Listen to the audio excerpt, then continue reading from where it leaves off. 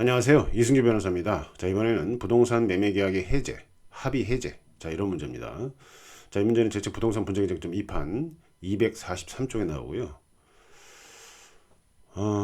이제 우리가 이제 해제를 할 때는 쌍방이 의사 합치해서 해제를 하는 경우, 그러니까 합의해서 해제하는 경우, 이런 경우가 있고, 합의를 하기 위해서 노력을 했는데 문제가 잘 해결이 안 돼요. 아니면은 전혀 서로 믿을 수 없는 상태입니다. 이럴 때는 일방적인 해제 방법을 고민하게 되고, 이런 일방적인 해제는 특별하게 근거 규정이 있어야겠죠.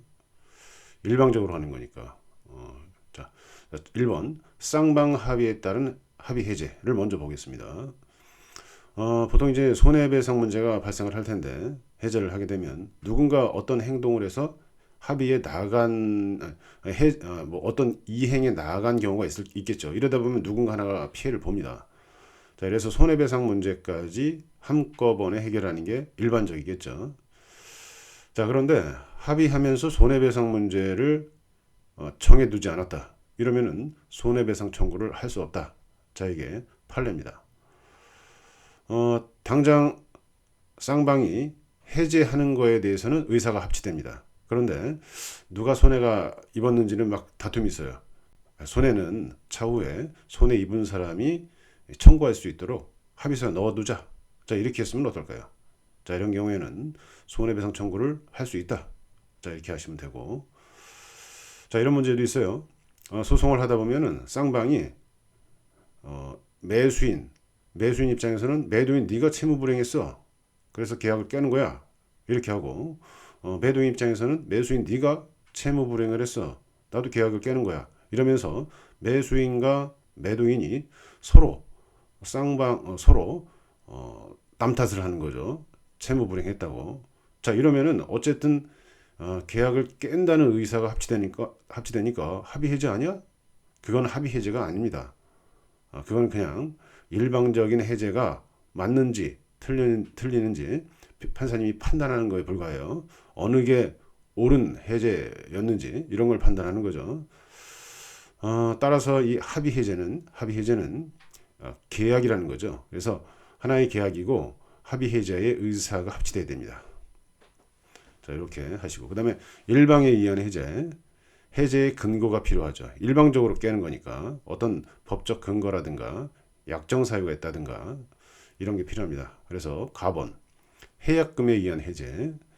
우리가 이제 민법 565조에 나오는데 보통 계약서에는 계약의 해제 이렇게 써 있어요. 착수 전에 계약금 상당액을 포기하고 계약을 깨는 걸 말해요.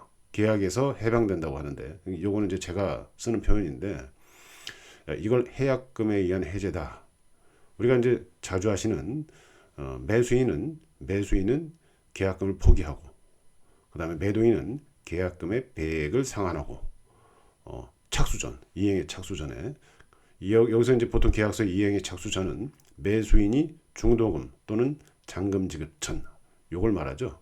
이거 많이 아시는 건데 자, 이것도 이제 보통 이제 계약서에는 계약의 해제 이렇게 써 있죠.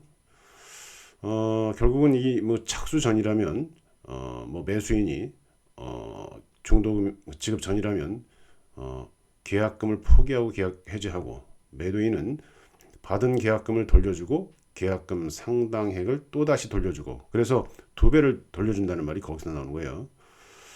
자, 나번 채무 불이행인 계약 해제. 보통 이제 이행지체, 이행불능, 이행거절, 이자 이런 것들을 표현하는데 이행지체가 이제 가장 많죠. 이행지체는 개념상 뭡니까? 이행할 수 있는데 조금 늦는 거예요. 그러다 보니까 이행 기회를 제공해야 됩니다. 계약을 깨려면 보통 계약서상으로는 채무 불이행과 손해배상 이런 제목으로 써 있고요. 이때 이제 손해배상액을 계약금으로 한다. 계약금을 손해배상으로 한다. 이렇게 약정이 돼 있으면 이 약정금 손해배상은 계약금만큼 줘라. 이렇게 소송을 할 수가 있는데 이게 없으면은 손해를 입은 만큼 입증해야 돼요. 손해를 얼마나 입었는지 입증해야 돼. 이게 더 어렵죠. 계약금 손해배상액으로 한다. 이렇게 하면 더 편한 거예요. 근데 계약서를 보시면 이렇게 손해배상액을 계약금으로 한다라는 규정이 있는 경우도 있고 없는 경우도 있습니다. 없는 경우에는 손해 입은 사람이 입증해야 되는 그런 좀 어려움이 있습니다. 이행지체 같은 경우에는 동시행 관계가 도래하는 경우가 있어요. 예를 들어서 중도금 지급 약정이 있었는데 중도금 지급을 안 합니다. 매수인이. 그러는 와중에 잔금 지급일이 도래했다. 이러면은 매도인 입장에서는 계약을 깨려면 최고하고 기간을 주고요. 이행할 수 있는 기간을 주고 서류 같은 것도 이행을 제공해야 돼요.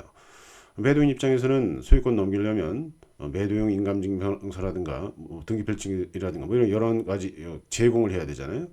자, 이런 것들을 제공하는 이런 제공 방법에 대해서는 아마 제가 과거에도 많이 강의를 했고 아마 추가로도 강의할 것 같습니다. 오늘 이제 큰 틀에서 설명을 드리고요. 그 다음에 이제 이행 거절 같은 게 있죠. 이행을 거절해 상대방이. 그런 경우에는 이행 지체 상황이었다고 하더라도 내가 이행을 최고할 필요가 없겠죠. 아예 안 하겠다고 했으니까 이행 제공을 할 필요도 없고 즉각적으로 계약 해지가 가능할 수 있다. 자, 그런데 이행 거절인지 아닌지 이게 쟁점이 되죠. 그 상황 자체가. 자, 이행 불능 같은 경우에도 이행 제공할 필요가 없죠. 상대방이 이행을 할 수 없는 상황이니까 즉각적으로 계약 해제를 할 수 있습니다. 그 다음에 이제 약정 해제 사유에 의한 해제.